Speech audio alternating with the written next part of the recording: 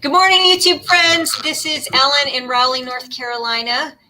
Today I am with a team of, I've got how many agents here? We're supposed to have 10, but we've got 8 here right now. Some of the best agents from across the country in some of the most competitive markets across the country.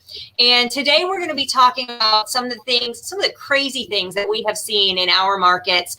And we're all going to be sharing some of the strategies that we're using to help our buyers actually get into homes. You know, it used to be that a buyer's agent could help you negotiate the best price on a home. Now we're helping people actually get a home. There's so many people out there trying to buy, and there's so much competition that actually getting a home is a really challenging thing, at least in many of our markets. So we're going to be talking about that today. First, I wanted to talk a little bit about some of the stuff that has caused this. I know I've talked about this on some other videos, but in 2020, there was a huge shift in the way people were purchasing real estate. A lot of companies went remote due to the situation that happened in 2020, and they found that their employees were being a lot more productive, and they were possibly really enjoying working from home because they had a better work-life balance in some cases. Not in all. It was definitely, there's been some stressful situations as well. But so some companies have gone permanently remote now, and it's really changed where people are living. So people that formerly only lived in a certain city because their job was there now have the freedom to move to different communities. And so it's created this huge migration shift in moving and purchasing patterns. And it's also created a huge need for housing because so many people that wouldn't have been buying if they were just staying in their current city are now buying. And so there's like more people buying than ever, and we have less inventory than ever. And one of those reasons is because particularly in some of these cities, the agents I'm going to be speaking to today, and in Raleigh where I work, there aren't a lot of people selling their homes. There aren't a lot of people moving. So, you know, we've got a lot of people moving into the area, but not a lot of people moving out of the area. And then we've got the whole issue with lumber prices and all of the kind of new home materials that's been slowing down the ability for builders to actually get inventory on the ground. So it's just created this really challenging market throughout the country. And I thought we could hear some really cool stories today. Maybe not really cool stories, but interesting stories about how we as agents are handling it and helping our clients. So I think I'll start by talking about my situation a little bit. And one of the things that I've actually got a list of notes that I made here of strategies that I've used to help buyers get into homes. One of the things that I am doing is we're looking at, I encourage people not to overlook poorly marketed homes. A lot of times buyers look on the MLS and they look at pictures and they see something that looks terrible and they're like, no, that's just not a house for me. Well, I'm telling you, pictures can be extremely deceiving. Sometimes you walk into a house and the house was much better than you thought it was going to be because the pictures look amazing, and you walk in, you're like, this isn't such a great house. But other times you see these horrible pictures with bad lighting, and sometimes like you can't even see the house. Like people, for whatever reason, I guess just using a cell phone, they'll take a picture and just get the corner of a room. You can't really see what's going on in the house. You can't see the layout. And so buyers don't want to look at it. Those are great opportunities to get in there and make an offer. In this market, it might be against 2 or 3 other people instead of 20 or 30 other people, but at least it cuts out some of that competition. So that's a really good strategy that I've used this year successfully to help buyers get into a house when they didn't think they would be able to. I'm going to go ahead and introduce my guest now. We've got Kara Baldera. Say hey, Kara. Kara is here from Dallas, Fort Worth. Jonathan Alfonso from Miami, Florida. Say hey, John. Okay. Hello, everyone. Tanya Strausbaugh from Pittsburgh, Pennsylvania. Tanya, say hi. Hi, everyone. Okay. Thanks, Ellen, for having us. Jeremy Knight coming in from Austin, Texas. Hey, Jeremy, I can't see you. Are you? Oh, he jumped off the screen. There he is. Okay. Say hey, Jeremy. Hey. Rob Younts, he's in lending and he works all over kind of east, southeast area primarily. Yeah, that's pretty much it. Thanks for having me. Yeah, and Shelly Hoffman is in Central New York. We might get a couple others if they are able to pop in today. So I'm going to start with Rob. Rob's in lending, so he probably has a huge, much bigger vision of the number of people that he talks to and the number of areas that he hears from. So, Rob, why don't you tell us your most recent story that was just crazy and just something you think you thought you'd never see? So I'm starting to see a lot of offers that are going out, and just some unreasonable and amazing terms of the offers. Several $1,000s. I think the biggest one I saw here locally was somebody going $85,000 over the ask price and covering the appraisal for $75,000.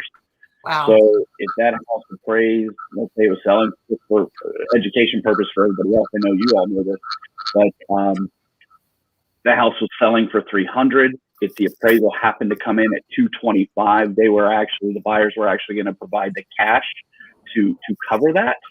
I don't necessarily advise that, but obviously in these markets, it's getting to be very challenging, and that's why we're all here, right? It's to share some of those best practices, not only amongst us in different markets, but also to all the people watching. Hopefully, we can help them win a deal as well.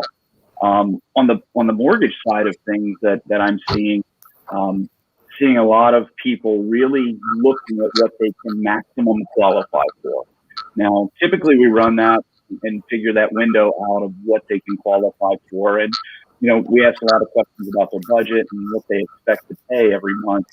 But I'm finding a lot of people that are just blowing by what that budget number is and really going above that, really trying to max everything out. So it's a unique time. And, I've done this for a while.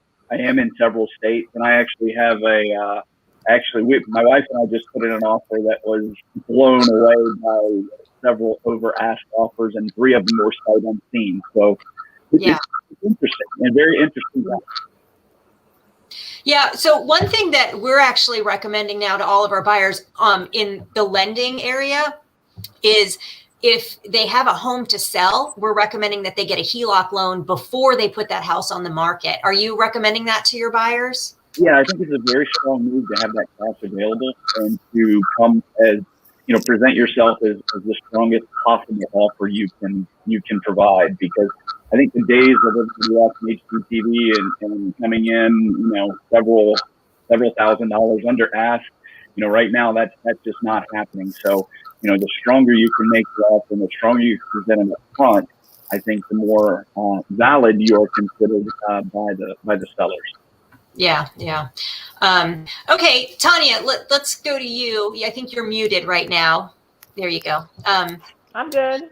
What's one of the craziest things you've seen this year?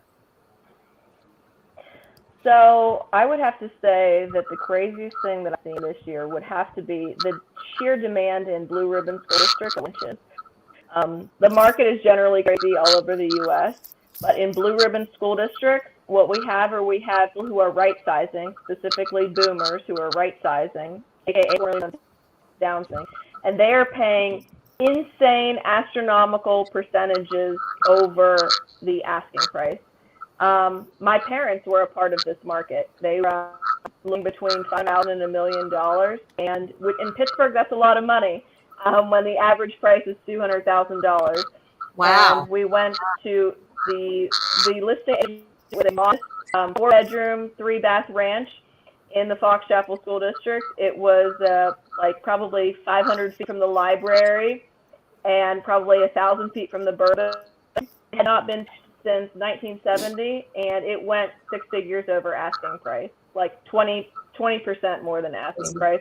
And of course, all the offers are cash. Something that I'm seeing in the market that I don't know if it's true elsewhere, and I'd love to hear other people chime in, especially John and Jeremy, is I'm seeing fake cash offers. So a fake cash offer is something that somebody puts up as their 401k or their IRA or stocks or bonds, as opposed to a legitimate cash offer, which is liquid. So now, whenever I have multiple offers, I go out and I say, I proof of liquid, accessible funds. So that's something that's different. For my buyers, which I don't have too many buyers, but that being said, the ones that I do have are generally in the eds and med sector, like tech specifically. Like Pittsburgh is the satellite location for Google, Apple, and Uber. Secondary worldwide headquarters for all three. So I do have a lot of young tech buyers, and so I advise them to buy an ugly house. And I sit them down and I say, if you buy an ugly house, there are still lots of deals on ugly houses.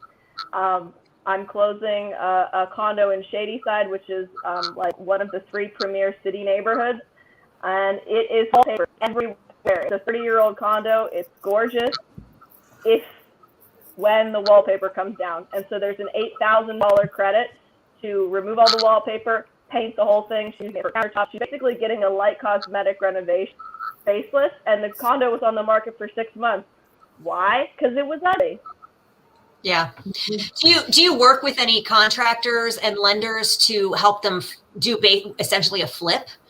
So when they see these ugly houses, have you done that yet? It's something I've been talking about my lender to start working on something like that. But no. That's something that I've always.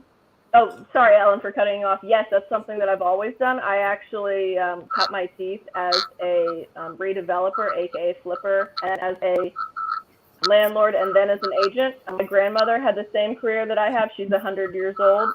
She's a broker, and she did a lot of like her own property management. So the housing stock in Pittsburgh is old. Yes, we are America's most livable city, like 4 years running. However, our housing stock is old. You know, I have some of my close friends that live in Austin, like with Jeremy, live in South Florida, like where Jonathan is, and the housing stock there is pristine.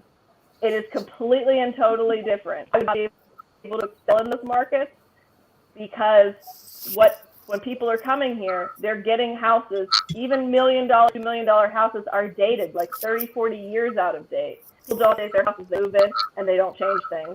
And for Generation Z and millennial buyers, they want more of an updated facelift for them. So that's really critical, Ellen.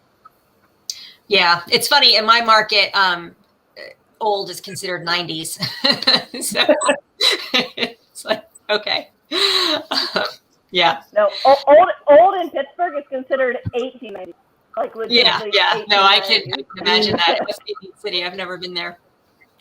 All right, Karen, you're up. What are you seeing that's crazy in your market, and what are some strategies you're using to handle it?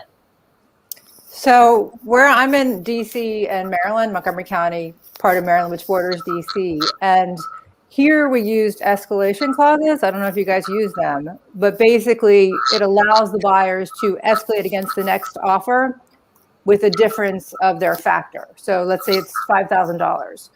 And then they have a cap. So let's just, for example, say the house is $500,000.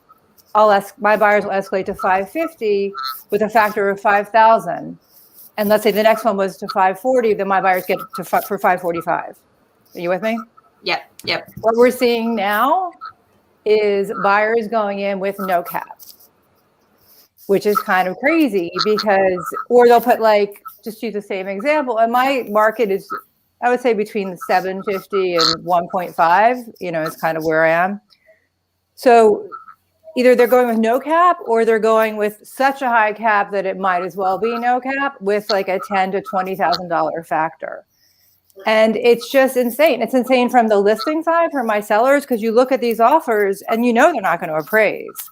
And if it's cash, it's one thing. But most people, if they're paying cash, then they're going to win because cash is king.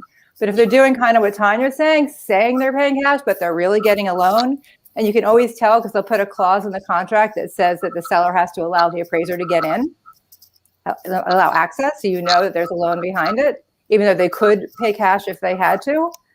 But you just wonder where they're going to land. So in other words, I had one recently. It was 1.2 million. 6 offers, and one came in with like this crazy cap of $2 million, at $20,000 over the next one. So they're all were a bit crazy. So it landed like 1.25 around there, but it's never going to appraise. And with the way our contracts are, it has to go back to the buyer for them to approve the price that they land at. So what we're seeing is people are kind of testing it to see, oh, well, let's see where it's going to land. And then I'll tell you if I'm going to buy it or not. Right. Yeah. So what we're seeing a lot in my market is things going over contract, way over asking. And then you're seeing a lot of houses come back on with buyer's remorse. So it's become kind of a poker game, and it's really not good. Yeah.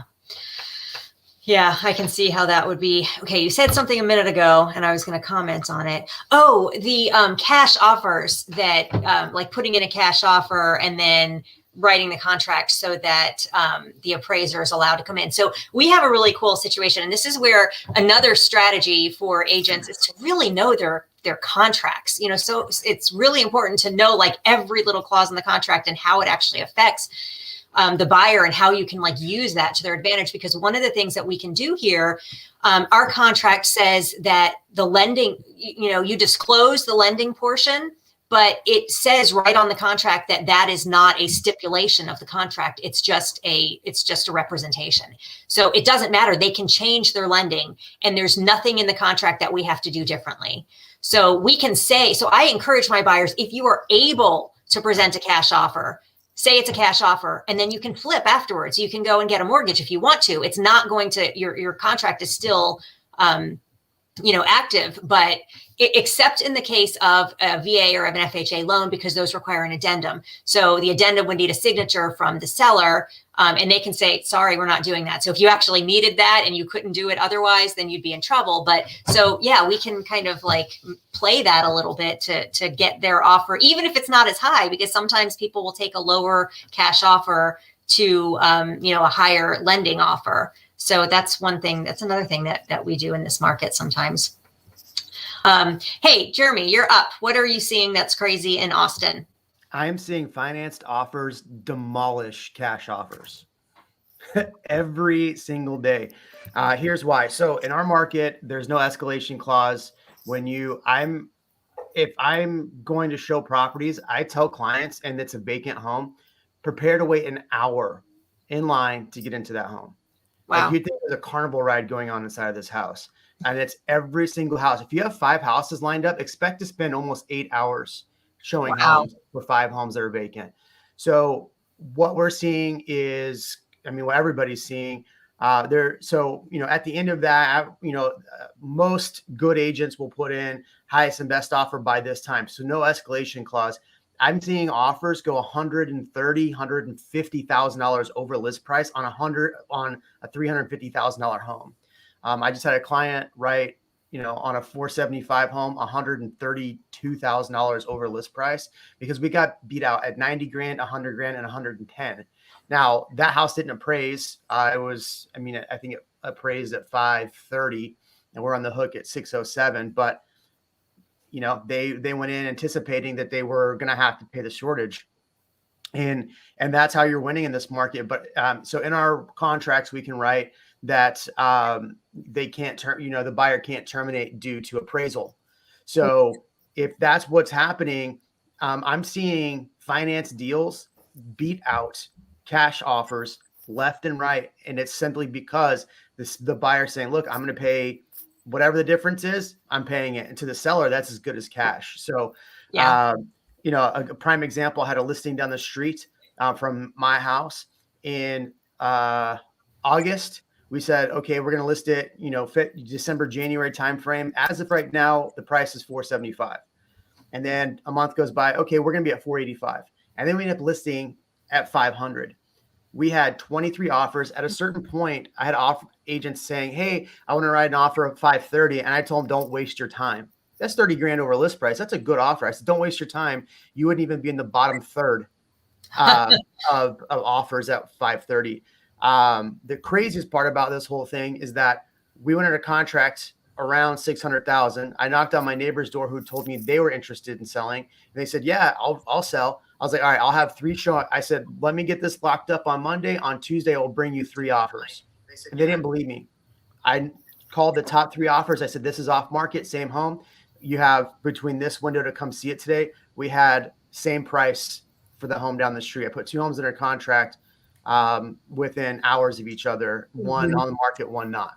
So that's one thing. If you're an agent and you're dominating a neighborhood, like I'm dominating my neighborhood, it pays to know your neighbors very well, because I have people knocking on, like agents will come into my neighborhood, knock on doors, and I'll get calls from people in my neighborhood like, hey, some agents knocking to saying they're going to give me this for my home. Is that a good offer? And I'll tell them, well, might as well put it on the market because you're going to get more. I mean, I just sold this for 20% over list price. Yeah. Yeah, I think it's crazy how like different it is from area to area. So I've seen about 50,000 over. I've seen a few of those in my market, and I'm under contract with one of them. So I've only seen a few, but like the one that I'm under contract for, there were 20 other offers, and the listing agent told me that the two beneath us were cash and they were really close to ours. So we only just made it with a financed offer, beating out two cash offers because we went that much over. So we haven't seen, the 6 figures over in this market like you are in some areas. And I almost wonder if that's like the proximity to California, like you're so much closer to California, and that's where so many of the well, Austin's different. I mean, Austin, we are the new Silicon Valley. So so many businesses are moving here, which is bringing so many jobs. So we have 4 issues that are happening in Austin. Obviously, number one, everybody knows that interest rates are low. Number 2, we have investors pouring into our market because they keep hearing Tesla's coming here. Apple's building this now. Samsung just announced that they're opening something else up. So every week we hear something. So I probably get 40 to 45 investors call me a week wanting to buy an investment under 350. And I laugh hysterically every time now. I'm like, I can't help you under 350. Unless you're willing to pay 500 for a 350 home, I cannot help you. And they are like, oh, you're just being a jerk. I'm like, no, I don't have the time to help you because this is the market. And go to my YouTube channel. I harp about this market every day. If you don't believe me in my YouTube channel, you're calling me from my YouTube channel and you're not believing what I'm telling you from there, I can't help you because this market is the craziest market I've ever seen. The other problem is we have everybody from the Bay Area moving here because they're tired of living in California. They're tired of everything with California. So they're moving to Austin. And why not? I don't have to work from home. I can work from home. So I'll go to Austin. So we're seeing that. And then the builders in our area are, every builder is hampered by this. But what we're starting to see is the builders are putting their lots up for auction. Yeah. $200,000 for a lot in a neighborhood that sells at 450. They just increased their prices from 450 to 650 in that neighborhood, and people were paying it. So builders are being, I find it a little shady what they're doing. Basically, they're like, okay, we can put our lots up for sale just like the resale market, but buyers don't really understand when they're doing these auctions. They don't understand that you still have to pay the base price for that home and then all the upgrades for that home. So when they're in their mind thinking, okay, I'm going to be at 550 for this home, they're actually going to be at 657. I had a client who was out 6 months ago. We told him, you need to buy now. Now they're building on the east side, and they were shocked that the price is $100,000 more than what they were looking at 6 months ago. Yeah. Well, all builder prices have gone up that much over the last 6 months, just in general. That's yeah, that's just the nature of it right now. All right, Jonathan, you're up. What are you seeing down in Miami? Well, a lot of what you all are seeing, I just want to kind of add on to what Jeremy just said right now, because one thing that I'm hearing from some of the builders is, where ordinarily they would take contracts prior to finishing, the home, they're just holding off. They don't want to go under contract. They don't want to release it, and they're just waiting to see. So we've had some of our agents go down into projects, and then we're getting a bunch of runarounds. So we started, to kind of dig, and they're just basically holding the inventory. Why go under contract today? Let's see where the market's at in 6 months, and we'll price it then. So they're not even taking the contracts. Wow. Well, maybe that'll backfire on them or something, because that's awful to hold inventory from buyers when they're willing to get inventory. That's terrible. I've noticed they'll put inventory on, but they'll only put like one of each style of house. So if they've got 4 in their line, they'll build 4. And then once they get style A under contract, they won't release another contract on another style A until style A, the first one, sells. So that's what I've noticed with some builders. Others, just like Jeremy, they're auctioning land down here in Fort Worth as well. And what I'm finding is each builder has a release day. And the day of that release day, there is a line of cars ready to go in that building, ready to start auctioning right there in the sales office. It's been crazy down here too. So Yeah. So yeah, it's crazy, but I mean, at the end of the day, like, look, I put myself in the shoes of a seller, and you want to get top dollar, and if the product's not going to be ready for a couple of months, why take it at today's prices? I mean, realistically, and I did a YouTube video on this. I don't see our market cooling off for 12 to 18 months. I mean, one of the things one of the reasons is, I don't think a lot of people have factored in the fact that the interest rates dropping, like, yes, it makes it more affordable and all of that. It also changed the entire dynamics of the housing market. So everybody for the last 3 to 5 years, when we were at like 4.5%, 5%, the prices were baked into that. When we dropped interest rates to, now I'm seeing people 2.5, 2.6, 2.7, that shoots pricing up, and people don't realize that this is a new market and we have a lot of runway, at least in Miami. And based on what everybody here, we're all experiencing the same challenges. So for me, the craziest thing is, it's really, what I like to call the daisy chain. So, for example, I helped some buyers of mine close yesterday, right? What day is today already? I don't even know. Sunday. I helped them close on Friday. I worked yesterday as well too. That's how out of it I am. So we closed on Friday. Theirs was an off market, and the only reason I was able to get that was I had some other buyers. I was looking at a property. I happen to know the agent, and this goes to another thing that's very important.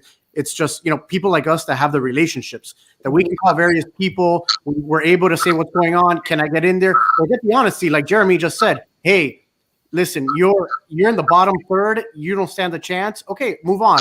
We can start looking at the next home instead of having my buyers get their hopes up and thinking they have an opportunity to get in there.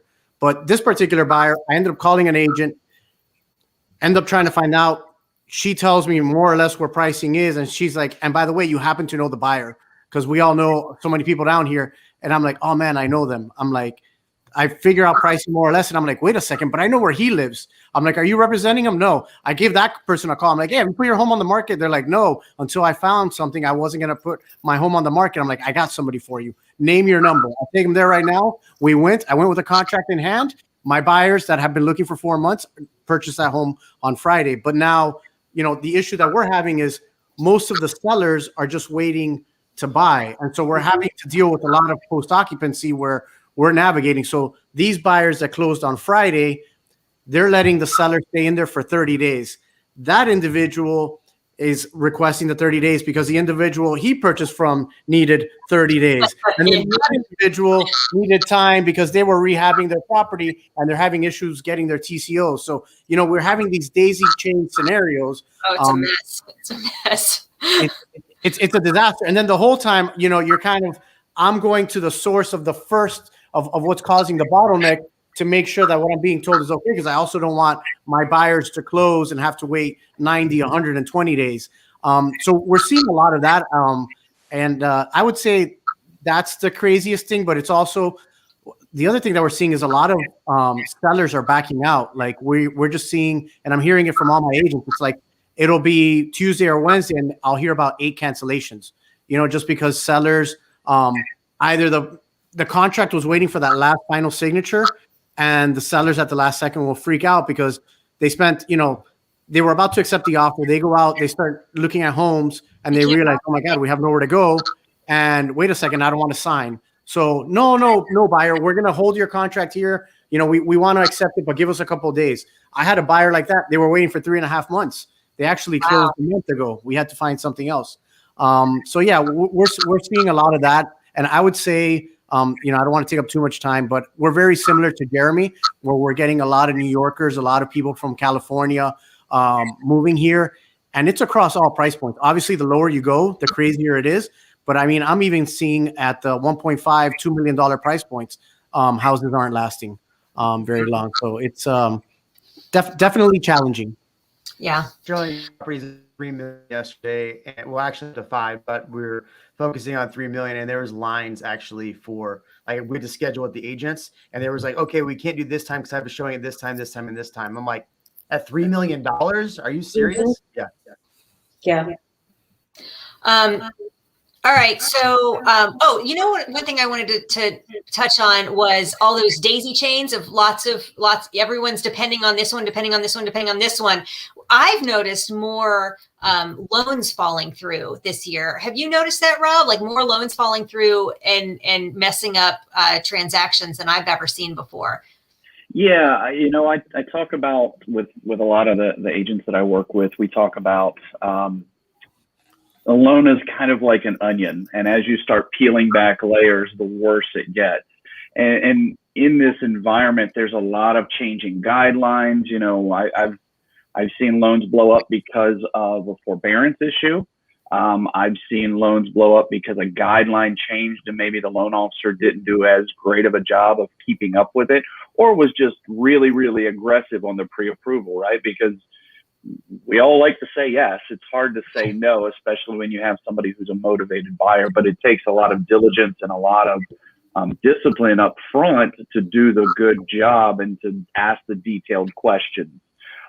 So yeah, I mean, and that's the weird thing about the mortgage industry is that guidelines are changing, and even though you may have as a lender or even as a broker, you may have may be able to offer, say, an FHA loan or a conventional loan. Well, there's different overlays per each investor, so you have to be very specific when you are doing the pre-approval to make sure that that loan fully fits inside of those guidelines so that there isn't a catastrophe at the end. Because I can tell you as a lender, there is nothing worse than having to go back to not only the buyer to tell them there's a problem with the loan, but also the realtor, because we understand that everybody works so hard on these loans. But yeah, there's a ton of moving pieces now, and it's like trying to do a puzzle sitting on top of a train.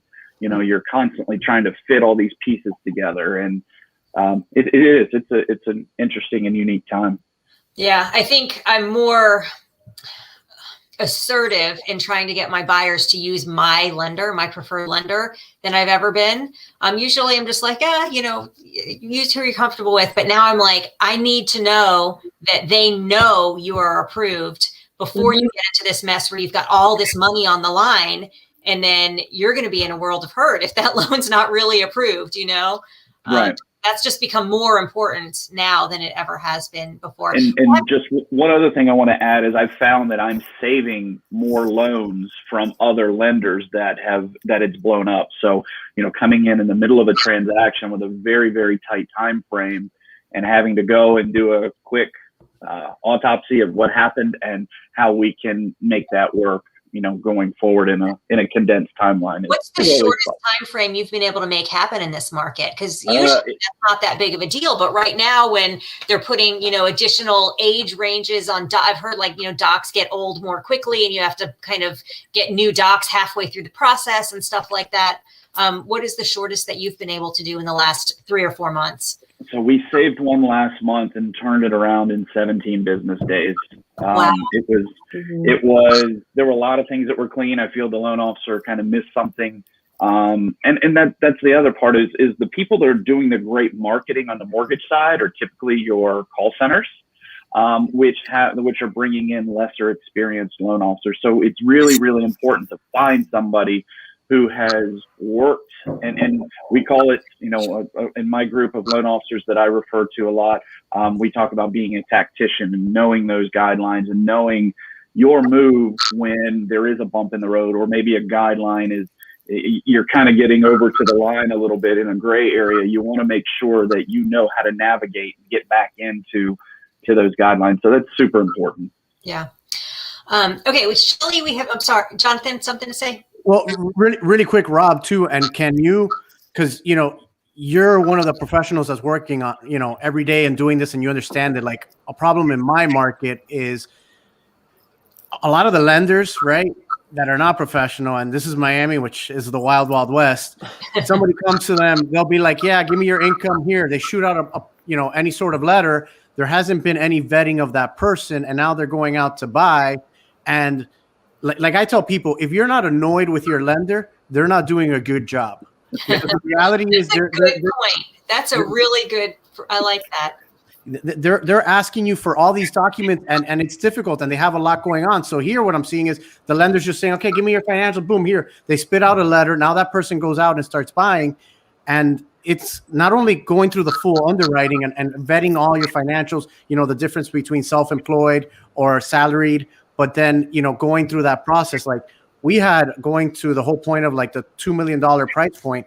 One of my agents was working with someone coming from New York. So affluent individual. And he starts saying, well, no, I have a relationship with your local bank down there. I have plenty of money. I'm fine.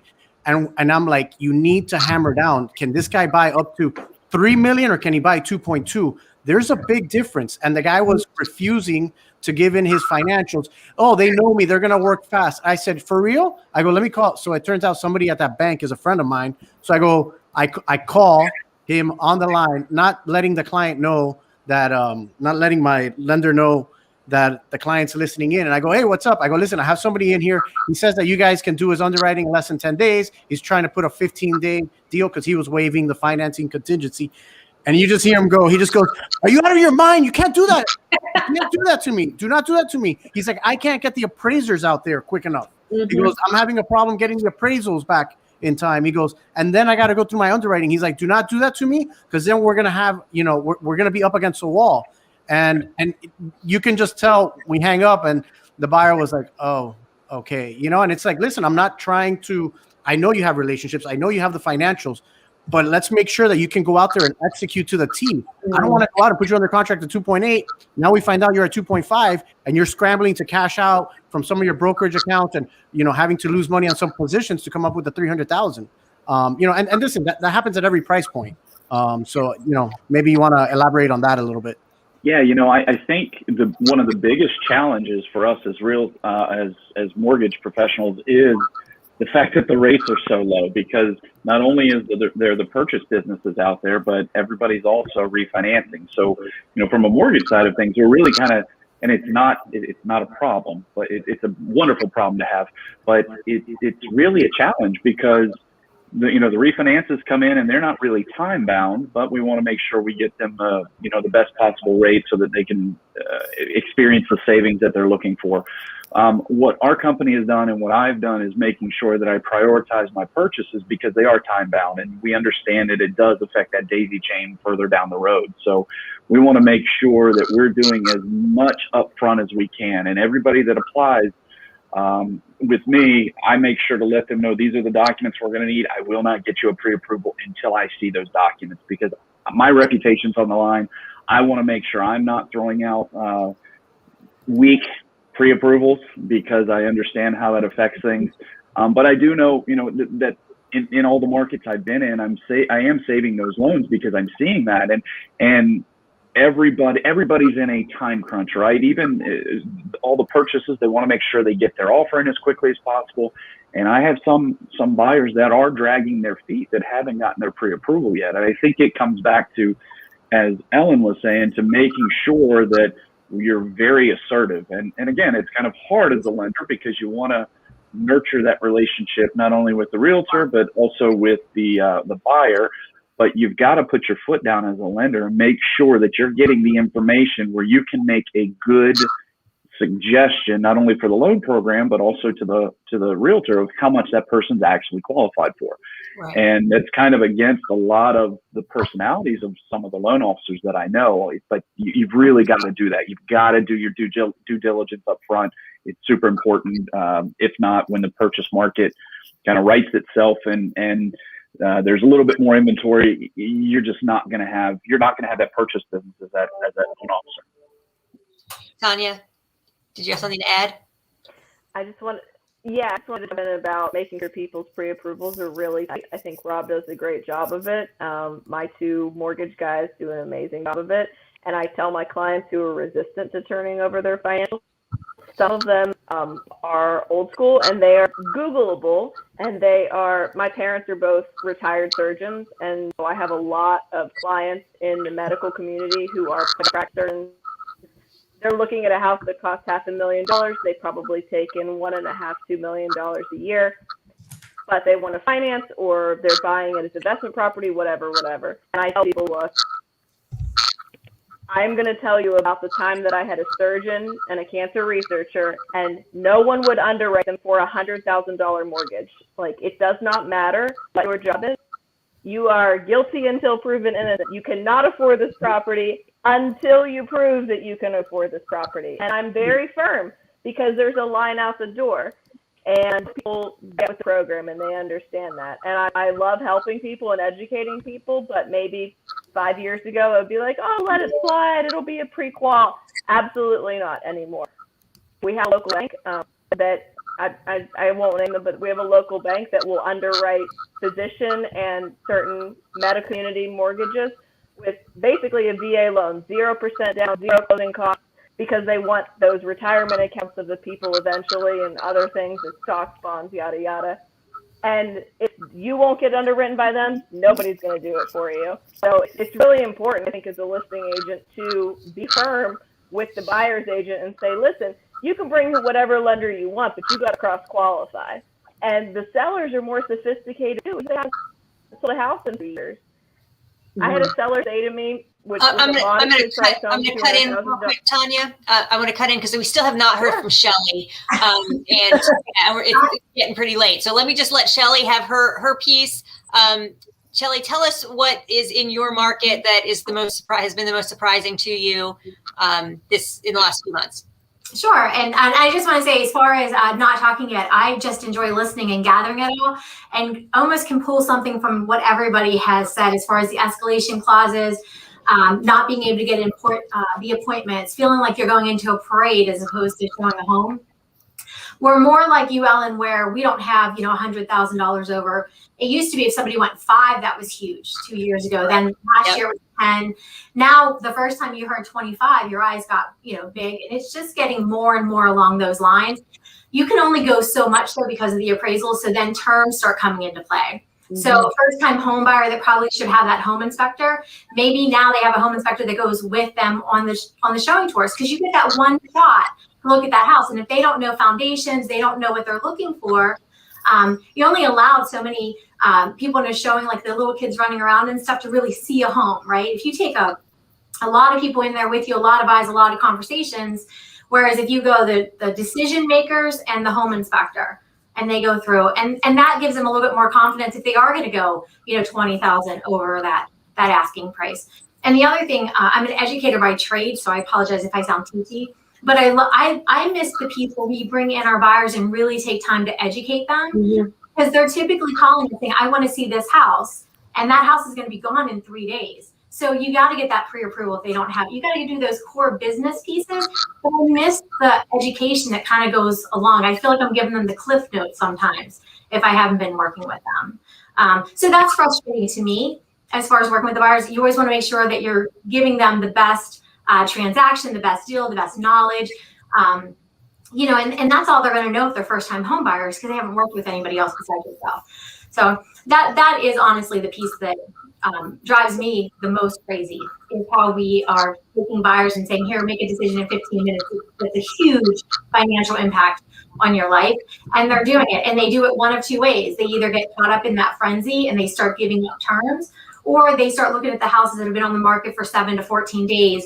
Maybe you have a better chance of getting that home inspection, of taking the time to really learn the house. So, and I'm sure that's in everybody's market. It's just mine's probably a little bit smaller, where it seems like the numbers are larger in most of your cities. But yeah.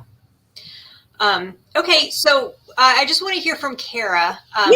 You mentioned a little bit about your market earlier, but can you tell me one of the strategies that you're using to help your buyers get into a house? So with my buyers, education is key. I work with a lot of first-time home buyers. So making sure that they understand they have to have money behind what they're saying. And that's something that a lot of first-time home buyers have heard. Down payment assistance programs, they hear you don't need money. Home buyer loan, So they hear these words and they think, oh, I can just jump into a house that's going to be cheaper than rent. 99% of the time, it's not. They've rented for 2 or 3 years, and at this point, they've gone up $50 a year, and so their rent is $1,400, and their first house payment's going to be $1,600. So explaining to them, yes, you're going to need money. You're going to need down payment money. You're going to need your closing costs. You're going to have to go in with some money into it. That's number one. Number two is not showing outside of their comfort level. That is something that a lot of, and so they don't fall out. So they don't get that buyer's remorse at the very tail end of the deal. I've heard a lot of agents come in and say, yeah, we can go in, $20,000 over, you've got the money in hand. But when it comes down to it, if they're not comfortable with an $1,800, $2,000 payment a month, they're going to walk away. And so explaining to them, hey, you can max out here at 300, but why do we shop at 300? Let's shop at 275. That way you've got a little wiggle room and you're comfortable. So understanding that is key.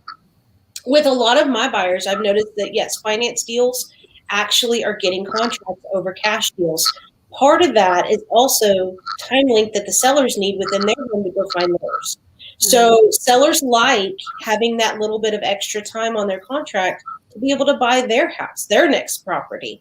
And I've actually sold a few this month where the sellers extended the contract because they're like, we want a 6-week, an 8-week contract because we're afraid we're not going to be able to find our next house.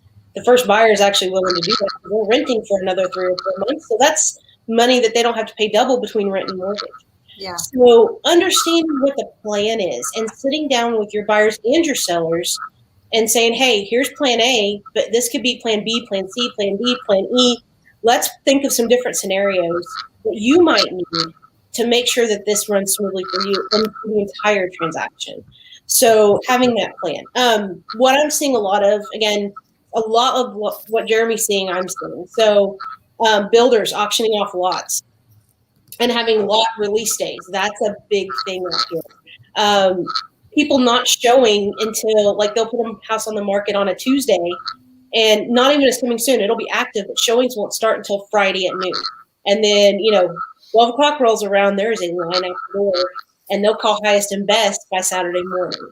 I've seen that. Open houses. We are still doing open houses here in DFW very safely. We, ask people to wear masks. We've got hand sanitizer everywhere. But an open house that I had last weekend in an area that was fairly remote had 45 people through it over the weekend, which is rare in this neighborhood to have that many people because it's such a far out neighborhood. And it's, kind of hard to find and kind of hard to wind down in there. And people were walking through. I had neighbors calling people on the front lawn saying, hey, come be my neighbor. That was a big one. So it's an interesting market to watch right now. It's fascinating to me. Yeah. I, for one, am hoping it calms down a little bit once builders can put out a little bit more product and give us some houses to sell. It's frustrating to not have houses to sell. All right.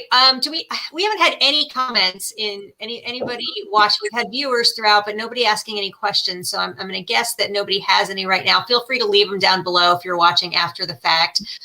So I just want to say thank you to everybody for joining us today. It was really interesting to hear about all the different markets. They're very different. It really does vary a lot from market to market. I'm seeing big differences in what's happening in other states compared to here. So that's really interesting. But okay, so that's it for today. Thank you all so much for joining us, and I hope you have a great Sunday. Thanks, Ellen. Bye, Ellen. Thanks. Thank you for having me. Thank you, Ellen.